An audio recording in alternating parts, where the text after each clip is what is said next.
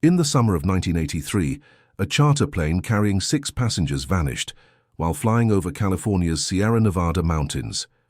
The pilot, Jack Reynolds, once a decorated aviator, never radioed a distress call.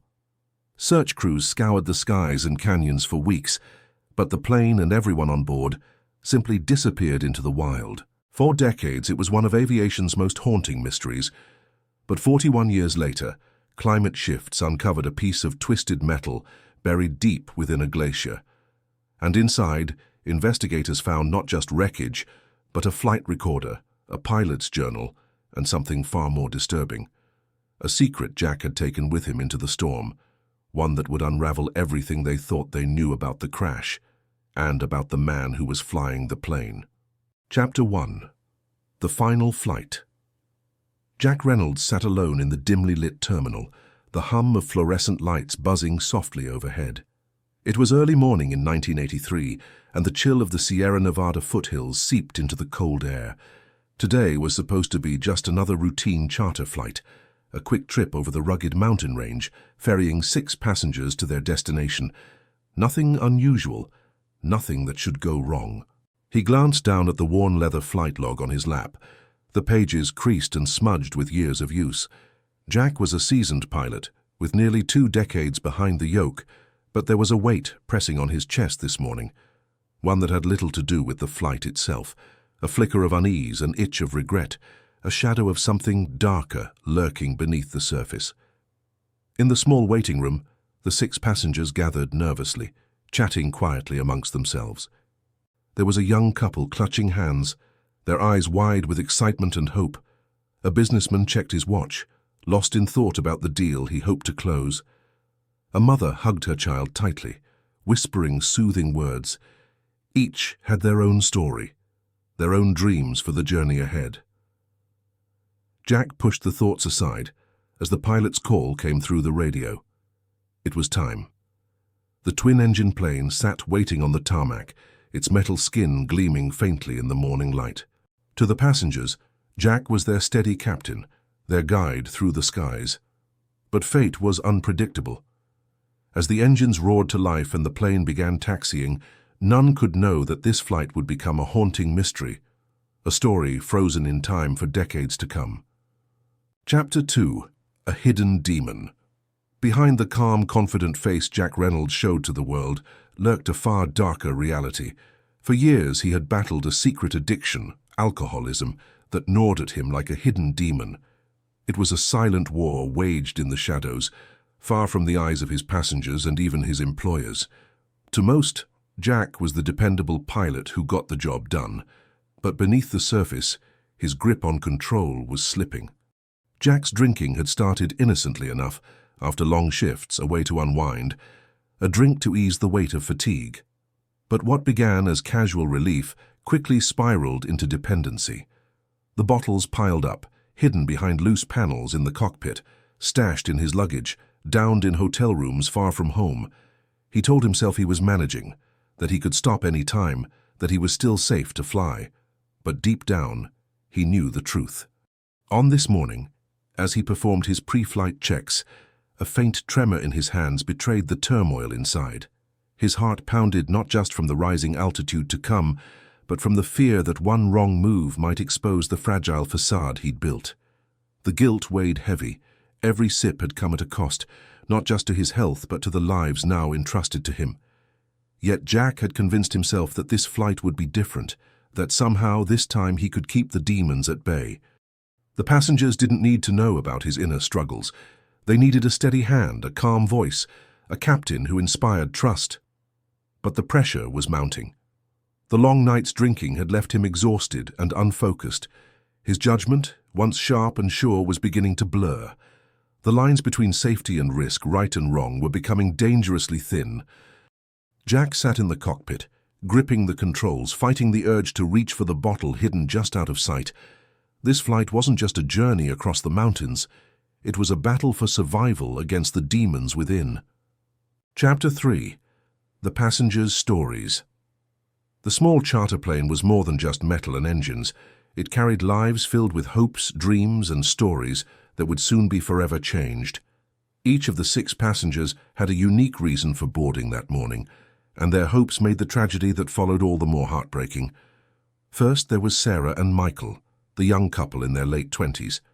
They sat side by side, holding hands tightly as if their grip could shield them from the unknown ahead. For months they had dreamed of escaping the suffocating city life to start fresh somewhere new, a place where their past mistakes wouldn't follow. Michael had recently left a stressful job, and Sarah was trying to put behind her a painful divorce. This flight was their leap into a new beginning, a chance to build a life filled with hope, away from old shadows. As they exchanged nervous smiles, neither could have imagined the nightmare awaiting them beyond the clouds. Then there was Richard, the businessman. Sharp in his pressed suit and tie, he was preoccupied with the phone call he'd just had, a deal that could change everything. Richard had spent years climbing the corporate ladder, sacrificing personal moments for professional success. His eyes darted constantly to his watch, anxious about the time. His family was waiting on the other side of the mountains, but more than anything, Richard was chasing opportunity. The charter flight was meant to be quick, a mere bridge between 2 chapters in his life. Instead, it would become a stark reminder of how fragile control truly is. Among the passengers was also Maria, a quiet woman in her early 30s, clutching a small suitcase and the hand of her young son, Thomas. She was traveling to visit family after years apart, longing to reconnect and heal wounds left by distance and time. Maria's eyes shone with a mother's fierce love, mixed with the worry of keeping Thomas safe in an uncertain world.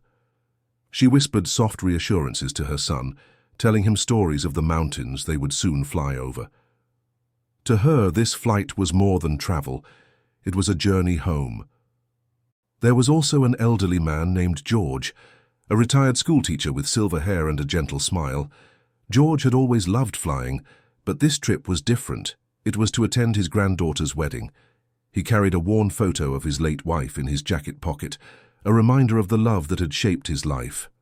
George was a man of stories, and though quiet, he radiated warmth and kindness, a beacon of calm among the nervous faces. 2 other passengers completed the group: Lisa, a young artist seeking inspiration in the quiet mountains, and Tom, a photographer documenting the natural beauty of the Sierra Nevada. Both had dreamt of this trip for months, hoping to capture the serenity and escape from the noise of their daily lives. They chatted softly about the scenery and their plans once they landed. As they settled into their seats, a fragile sense of connection formed among them, strangers brought together by fate. They shared small smiles, nervous laughs, and whispered hopes. The flight was a thread tying their stories together, a moment of shared journey before their separate futures. None of them knew that this ordinary day, filled with ordinary dreams, would soon become a story frozen in time. The mountain air was crisp, the sky clear, but the unseen forces of chance and tragedy were already at work. Their hopes, fears, and dreams would soon be tested against nature's merciless terrain. Each passenger's story added weight to the tragedy. Lives full of promise, stories unfinished, futures stolen. Their humanity was what made the crash more than a news headline. It made it a profound loss, a mystery with faces and names that echoed long after the silence fell. Chapter 4. Trouble in the Sky. The small plane soared toward the towering peaks of the Sierra Nevada, its engines humming steadily at first, carrying Jack Reynolds and his passengers closer to their destination. But beneath the calm exterior of the flight, trouble was quietly building. Jack sat in the cockpit, gripping the controls with a grip that was both firm and shaky. The familiar tremor in his hands was more than just fatigue. It was the harsh withdrawal from years of hidden alcoholism clawing at him. Every minute without a drink intensified the cold sweat on his brow and the unsteady pulse in his veins. He tried to suppress the rising panic, focusing on the instrument panel, on the endless blue sky beyond, but his mind was clouded with distraction. Suddenly, a warning light flickered. A low, ominous beep echoed through the cockpit. Jack's heart skipped. The engine was misfiring. He glanced at the gauges, oil pressure dropping, temperature rising. This was no minor glitch. Something was seriously wrong. His breath caught in his throat. Jack had faced technical failures before, but never while fighting this internal war. He swallowed hard, feeling the weight of years of denial and mistakes pressing down on him. He reached instinctively for the small flask hidden in the side compartment, but stopped. Not this time. He couldn't afford that moment of weakness. "Mayday, mayday," Jack began into the radio, voice tight but controlled. "This is Charter Flight 72, experiencing engine trouble near Sierra Nevada. Request immediate assistance." The radio crackled back with calm instructions from the nearest air traffic control tower. They directed him to a nearby emergency landing zone, a rough clearing nestled between pine trees on a mountainside. Inside the cabin, the passengers felt the subtle shift in the plane's rhythm. Sarah squeezed Michael's hand tightly. Maria clutched Thomas close, whispering reassuring words she barely believed herself. Richard's eyes darted nervously from window to instrument panel. The tension was palpable. Jack's mind raced. He had trained for emergencies like this, but his body betrayed him. His hands shook more violently now, sweat slicking the controls. The fog of withdrawal clouded his judgment, slowing his reflexes. Every decision felt like walking a razor's edge. The engine's sputtering grew worse. The plane began to lose altitude, dipping dangerously close to the rugged mountains below. Jack fought to keep it steady, his eyes flicking between instruments and the jagged terrain rushing closer. Memories flooded in. The nights he hid bottles in hotel rooms, the lies to friends and family, the near misses he had convinced himself were just bad luck. He thought of Marissa, the wife he lost to his demons, and the family he had shattered. The pain and guilt surged like a storm inside him. "Steady," he muttered, gripping the yoke. "You've got this." But the plane wasn't cooperating. Suddenly a violent jolt shook the cabin. The engine coughed and died. For a moment the world hung still. The passengers frozen in fear, the plane gliding in eerie silence. Jack's mind cleared for a split second. This was the moment. Failure was not an option. He maneuvered the plane toward the emergency landing zone, a small patch of uneven earth framed by dense forest. The descent was rough, every bump sending a shudder through the frame. The passengers braced themselves, faces pale, fingers gripping armrests. The undercarriage scraped against rocky ground, then the plane lurched hard, skidding toward the tree line. Branches tore at the fuselage. Glass shattered. Panic rose in the cabin like a tidal wave. Then, silence. The plane came to a jarring stop, tilted and broken but miraculously upright. Jack sat back, chest heaving, hands trembling uncontrollably. He had landed them, but at what cost? The passengers were shaken, some injured, all shaken to their core. Outside, the cold mountain air bit through the broken windows. Jack looked out at the looming trees and jagged cliffs. The nightmare was far from over. The wilderness was unforgiving, and help would not come quickly. But as he glanced back at the frightened faces in the cabin, Jack knew one thing.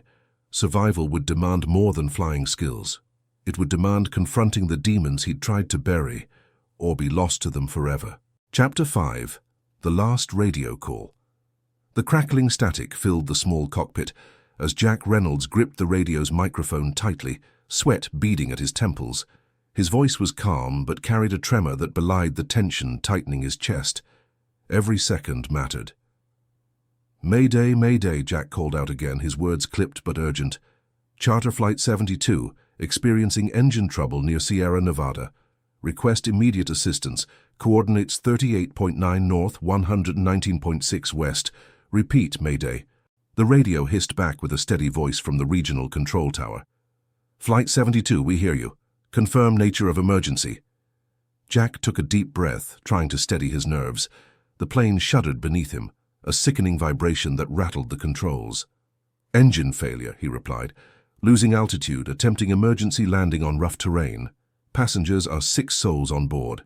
He glanced behind him at the cabin, catching the fearful eyes of the passengers, Sarah and Michael clinging to each other, Maria whispering soft prayers to her son Thomas, Richard fidgeting nervously, Lisa gripping the armrest, and George closing his eyes as if in silent meditation. The radio sputtered with interference, static spiking in bursts. Jack's knuckles whitened on the controls. "Roger, Flight 72, emergency landing zone identified. clear for approach to clearing at 5,000 feet. Confirm status of injuries, if any. Jack forced a steady tone. No injuries reported at this time. Descending now. Will attempt landing immediately. Suddenly the radio garbled, a series of broken words and static that made the message impossible to understand.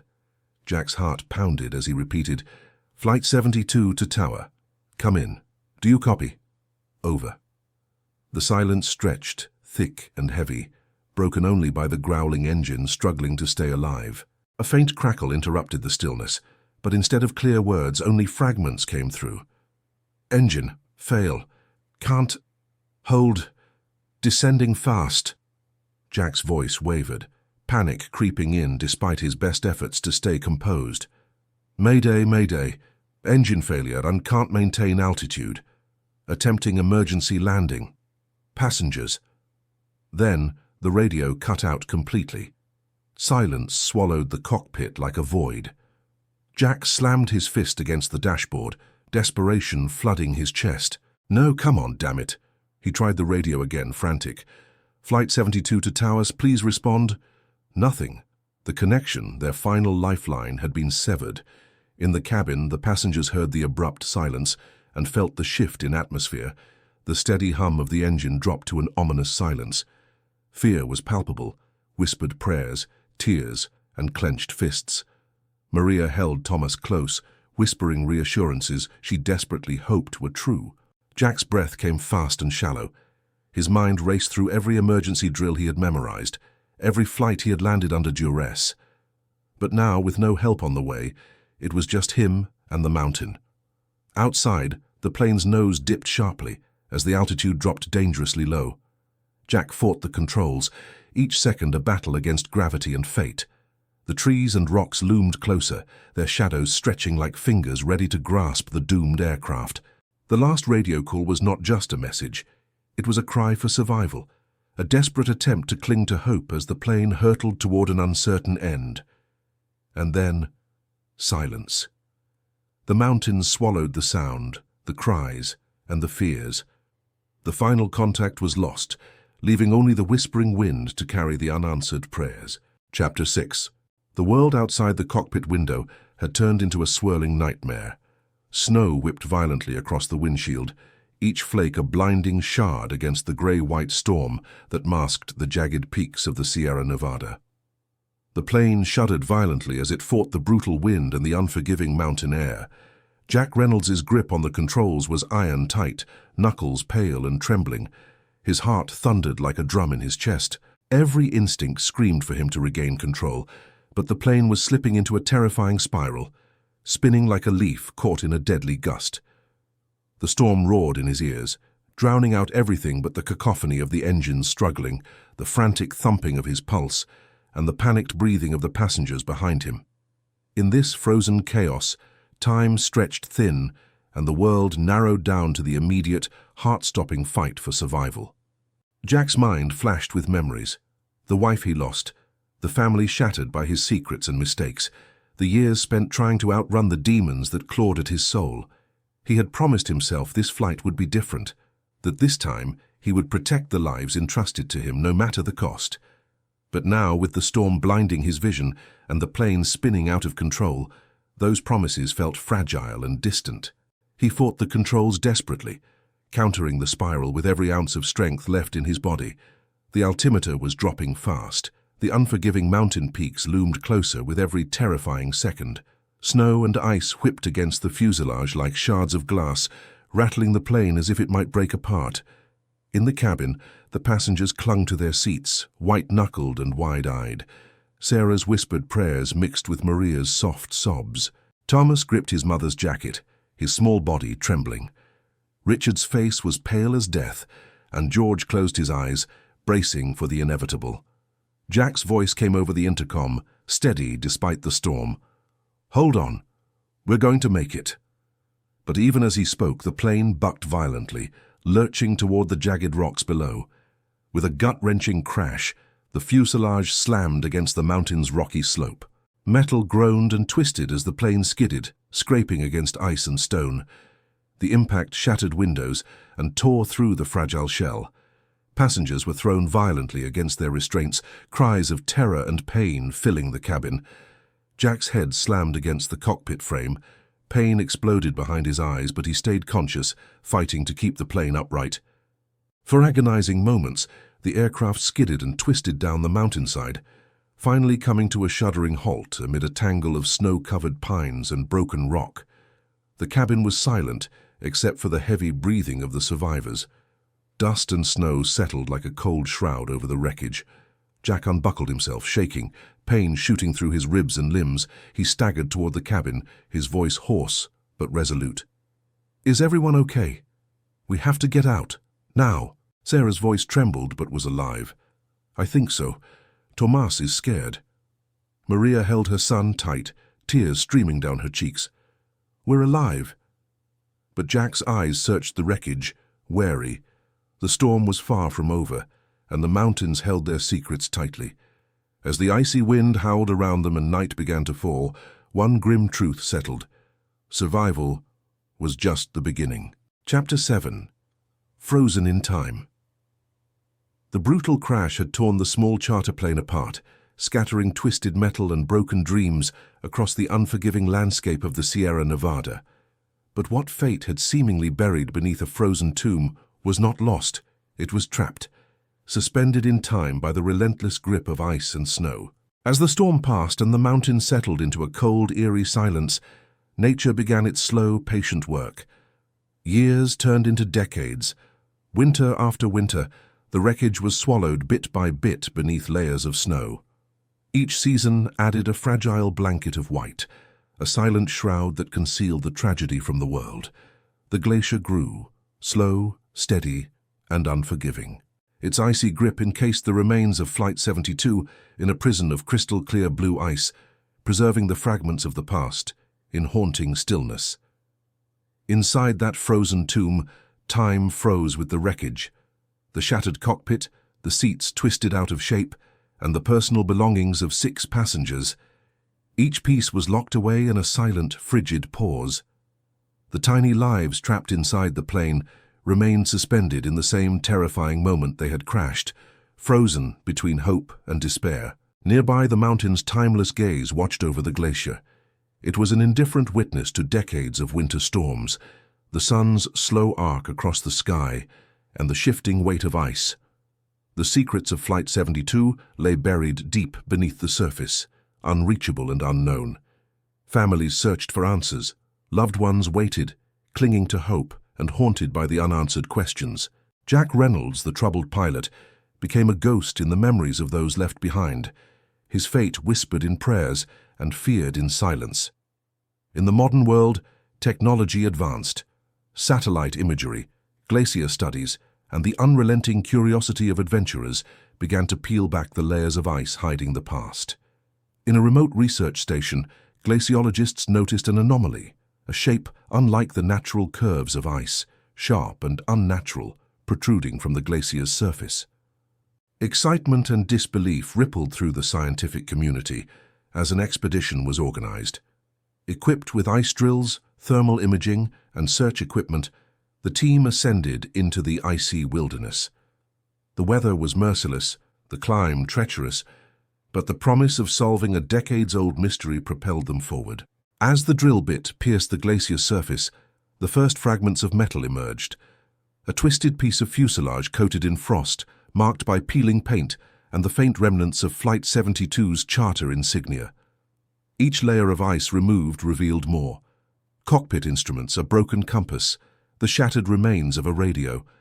The discovery electrified the team. They had found what had been lost for 41 years, the ghost of a doomed flight, perfectly preserved by nature's icy grip.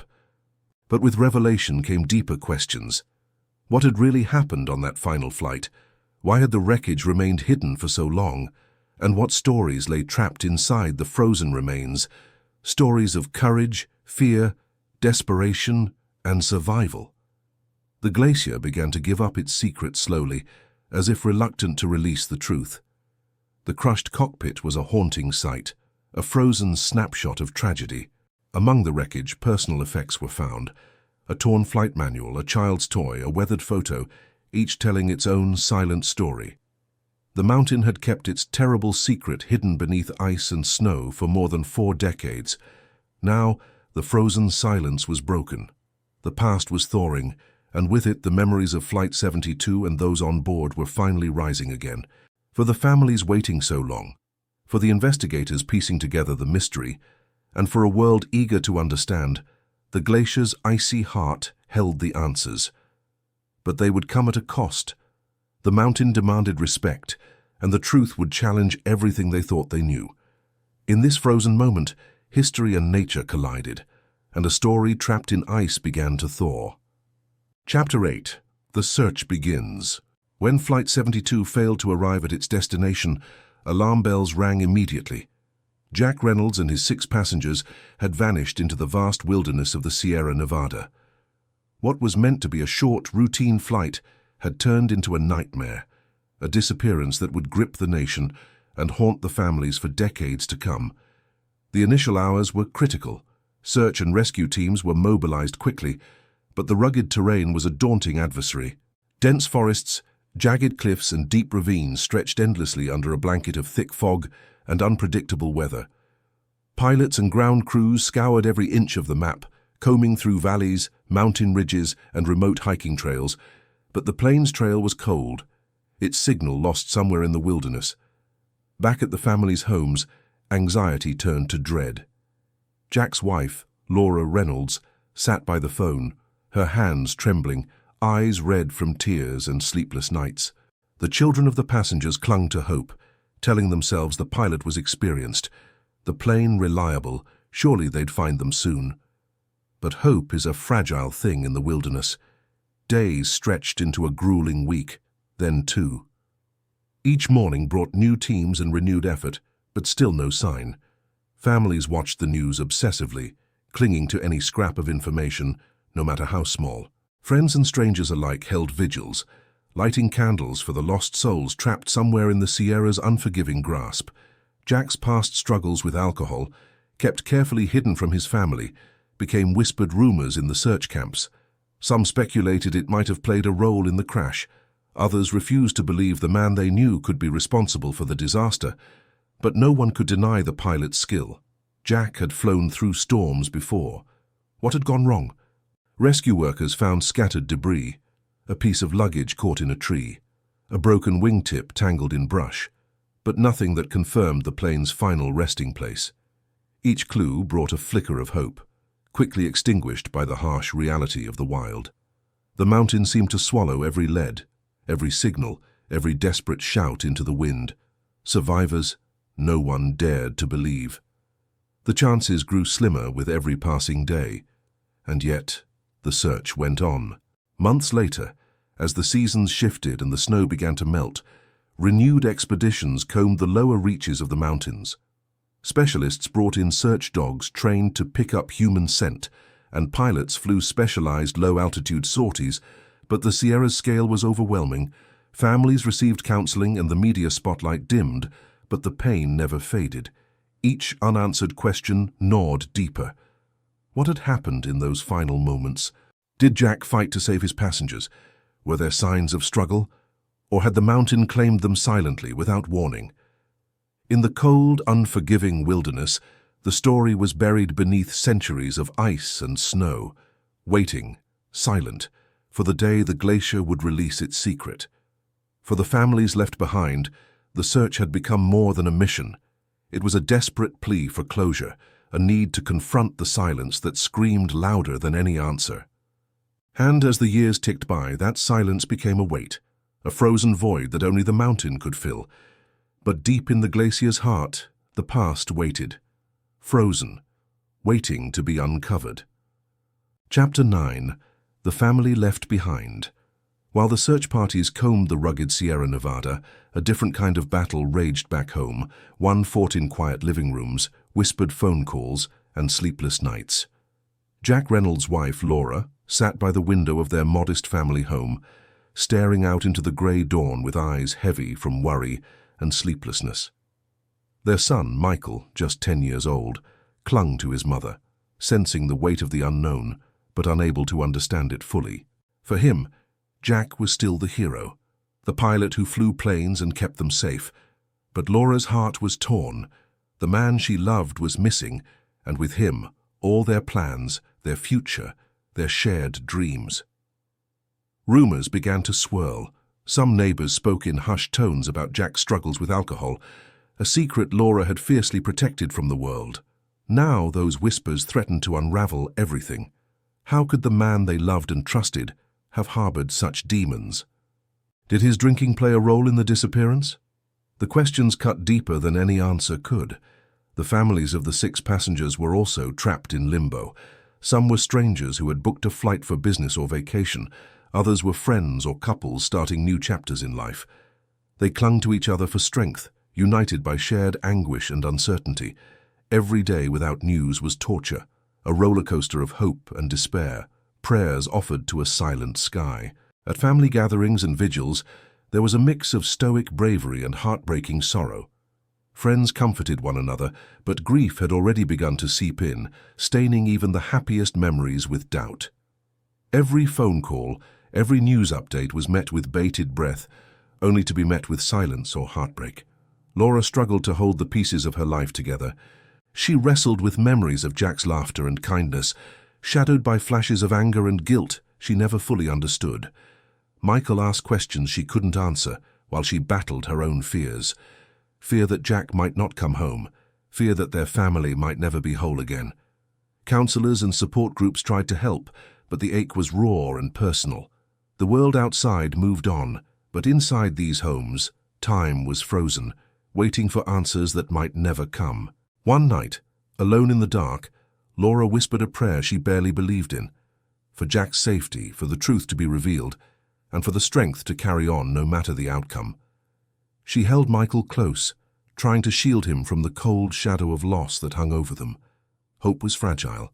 Despair loomed large. In their hearts they clung to one unspoken truth, that Jack, for all his flaws and demons, had flown into the storm not just as a pilot, but as a man fighting for redemption. And somewhere, beneath the ice and snow, the mountain held its silent secret, waiting for the day it would give up its ghost. Chapter 10. The Discovery decades had passed since Jack Reynolds and his passengers vanished into the rugged wilderness of the Sierra Nevada. The world had changed, technology advanced, seasons shifted, and time marched on. But the mountain held its secret, frozen in a cold, icy tomb where no one could reach it. Until now. In recent years, the relentless progression of climate change had begun to reveal what the glacier had long concealed.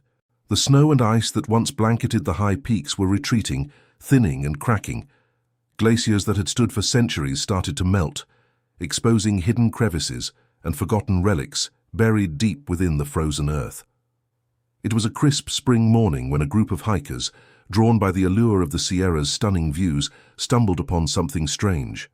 At first, it looked like twisted metal, jumbled and crushed, half buried in the ice at the edge of a glacier. One of the hikers, an avid photographer, snapped pictures and posted them online. A mysterious wreck, rusted and frozen, catching the attention of many. Word spread quickly, and soon experts and authorities descended on the site. What they found confirmed a chilling suspicion. The crushed cockpit of a small charter plane, unmistakably Flight 72. The plane that had disappeared 41 years ago was no longer just a haunting mystery. It was a chilling reality. The discovery sent shockwaves through the community. Families long resigned to grief were suddenly pulled back into the rawness of loss and unanswered questions. Jack's son, Michael, now a man in his 50s, flew immediately to the area, desperate for any closure. Laura, his mother, traveled too, her frail hands trembling as she prepared to confront the past she had tried to bury. For the search teams, the discovery was both a breakthrough and a challenge. The plane's fragile remains were delicate, crushed under the weight of ice and time. Careful excavation began, revealing fragments of the fuselage, personal effects, and most haunting of all, the cockpit itself, mangled but intact enough to piece together what had happened. Forensic experts examined the wreckage closely. The crushed cockpit spoke volumes. It told the story of a violent crash, a desperate struggle against nature. Instruments frozen in time, dials bent and broken, and the unmistakable scent of jet fuel trapped in the ice. Investigators hoped these clues might finally reveal the last moments of Flight 72. The discovery also reopened old wounds and fresh theories. Some believed Jack's rumored alcoholism might have contributed to the crash. Others wondered if mechanical failure or severe weather was the true culprit. The search for truth was reignited with a new urgency. Local news crews flooded the area, capturing emotional interviews and documenting the painstaking recovery process. The hikers who first found the wreckage became minor celebrities, their curiosity turning into a mission to bring light to the long-forgotten tragedy.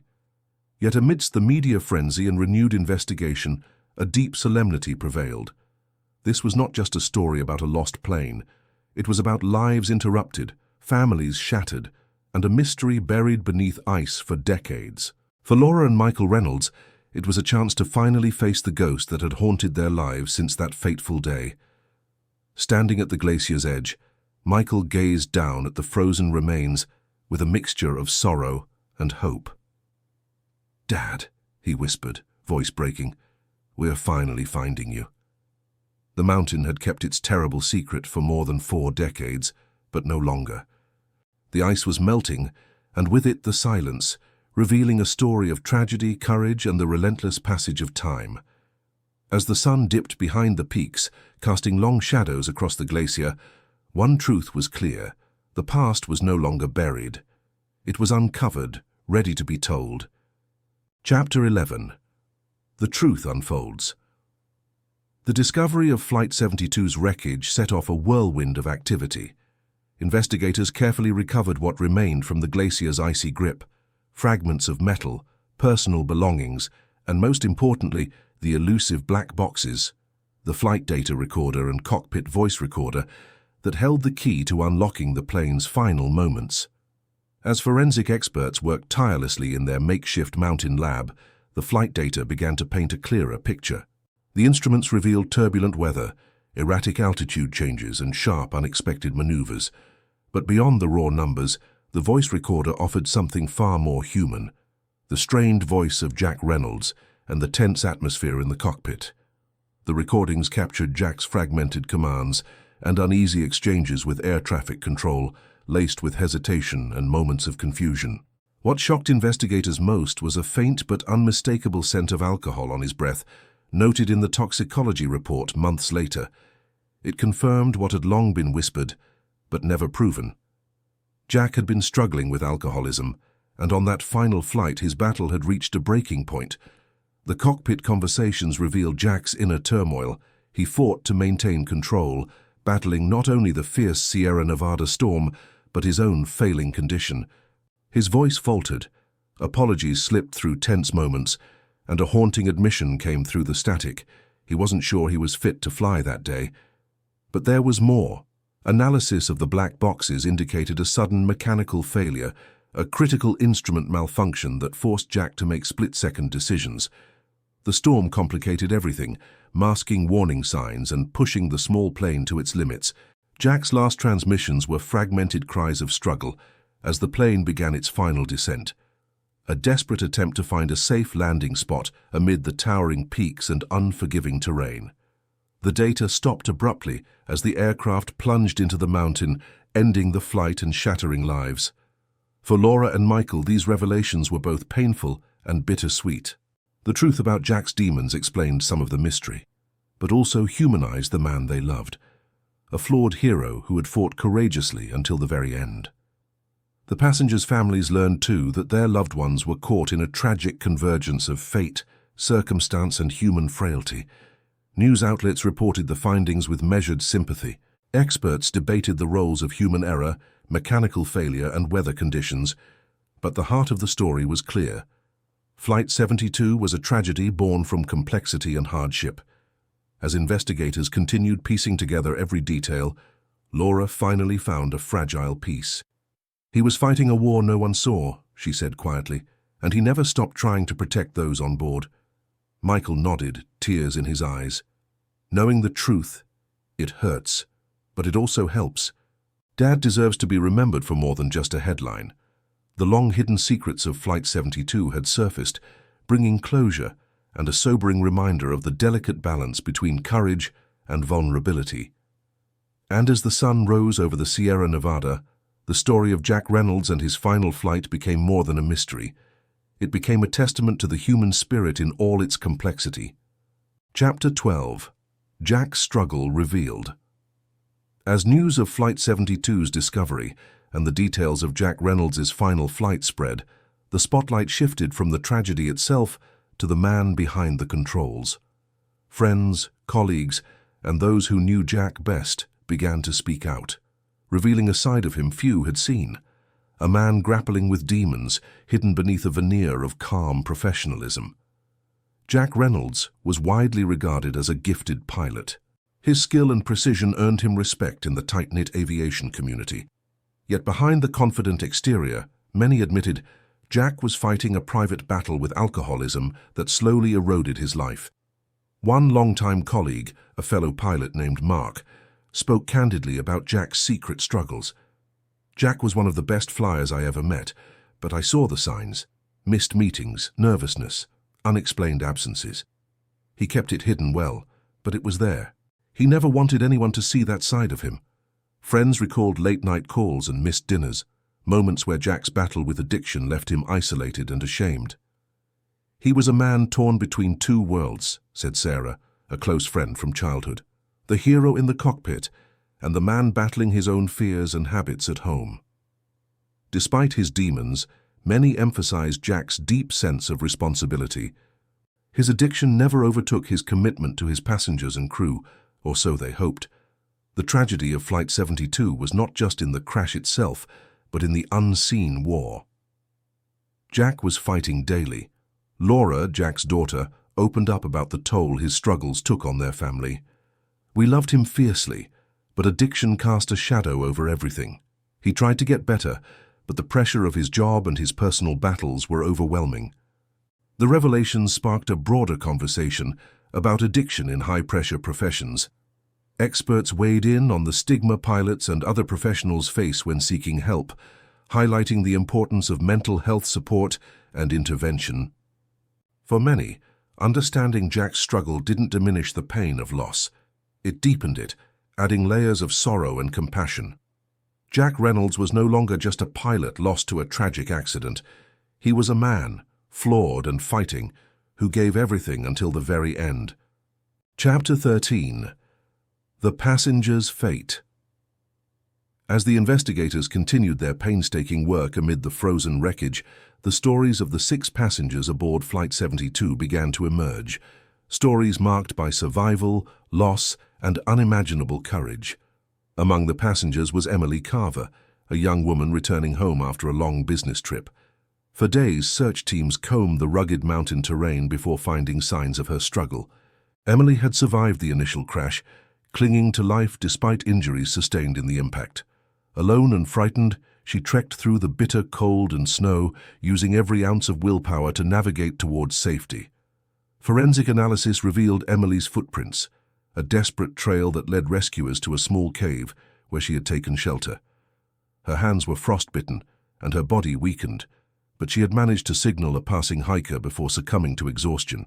Her journal, found in the wreckage, chronicled her determination, hope, and deep fear. "I thought I was going to die," she had written, "but I kept moving because I wanted my family to know I tried." In stark contrast, not all passengers survived the crash or the brutal conditions that followed. James Malone, a retired schoolteacher, was found near the wreckage, his injuries too severe to overcome. His family's heartbreak was compounded by the fact that James had been on this flight to visit his grandchildren for the first time in years. His final moments, though tragic, were marked by a quiet dignity remembered by those who knew him. 2 other passengers, Maria and Carlos Alvarez, a young couple expecting their first child, shared a different fate. They had managed to escape the wreckage together, but were separated in the chaos of the crash site. Maria's survival for several days amazed rescuers, but Carlos's body was found much later, lost to the unforgiving terrain. Their story became a haunting reminder of love and loss amid tragedy. The remaining passengers, including an elderly couple and a business executive, succumbed to the harsh environment or injuries sustained in the crash. Forensic teams meticulously pieced together their final hours, using recovered belongings and medical reports to honor their memories. Survivors' stories were woven into the fabric of the investigation, giving voice to the silent echoes of the mountain. Emily's courage inspired renewed efforts for better emergency protocols, while families sought solace in memorials and shared grief. As the story unfolded, it became clear that the passengers' fate was not simply a matter of chance, but a testament to human endurance and spirit. Each individual, from those lost to those who fought to survive, left a mark on the mountain and on the hearts of those who remembered.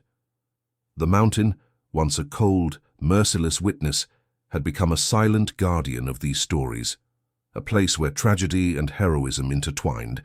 For the families, the truth brought painful closure, but also a fragile hope that their loved ones' struggles would not be forgotten. Chapter 14. Justice and Reckoning. The chilling discovery of Flight 72's wreckage, along with the unsettling revelations about Jack Reynolds' personal struggles, sent shockwaves through the aviation industry and beyond. What had once been a closed chapter now reopened a floodgate of questions. Questions about safety protocols, accountability, and the price paid to protect reputations. As investigators pieced together the final moments of the ill-fated flight, glaring concerns arose about the airline's oversight. How could a pilot battling severe alcoholism remain in command of a plane carrying passengers over treacherous mountains? Whispers of ignored warning signs, missed health screenings, and internal cover-ups began to circulate. Families of victims demanded answers, refusing to accept silence or vague reassurances. Industry experts and advocacy groups joined the outcry, highlighting systemic failures that allowed such a tragedy to happen. "This isn't just about one man's addiction," said Dr. Karen Matthews, an aviation safety consultant. "It's about a culture that prioritized image over transparency, convenience over caution." News outlets ran exposés revealing how airlines sometimes concealed pilot medical issues to avoid costly suspensions or bad publicity. Pilot unions were torn. Some defended their colleagues' privacy and second chances, while others called for stricter regulations and support systems to prevent such dangers. In the court of public opinion, debates raged over accountability. Should the airline bear responsibility for inadequate monitoring? Could Jack's tragedy have been prevented with better mental health resources? These questions fueled legislative hearings and spurred calls for reform. The families of the victims, still grappling with their losses, found themselves at the center of this storm. Many spoke out in powerful testimonies, their voices raw with grief and frustration. "We trusted them to keep our loved ones safe," said Emily Carver's brother, his voice breaking during a congressional hearing. "How many warnings were ignored? How many lives could have been saved?" Amid mounting pressure, the airline launched internal investigations and pledged cooperation with authorities. New policies for pilot health screenings were proposed, emphasizing mental health evaluations alongside physical exams. Support programs aimed at addiction recovery and stress management were introduced industry-wide. Yet not everyone was satisfied. Critics argued that changes came too late and were often superficial. For some, justice meant more than policy. It meant accountability for those who turned a blind eye. The story of Flight 72 became a catalyst, shining a harsh light on the delicate balance between human vulnerability and professional responsibility in high-stakes careers. It sparked a reckoning that extended beyond aviation, inspiring conversations about stigma, support, and safety in every profession where lives hang in the balance. In the aftermath, the memory of those lost fueled a relentless pursuit of safer skies and more compassionate workplaces.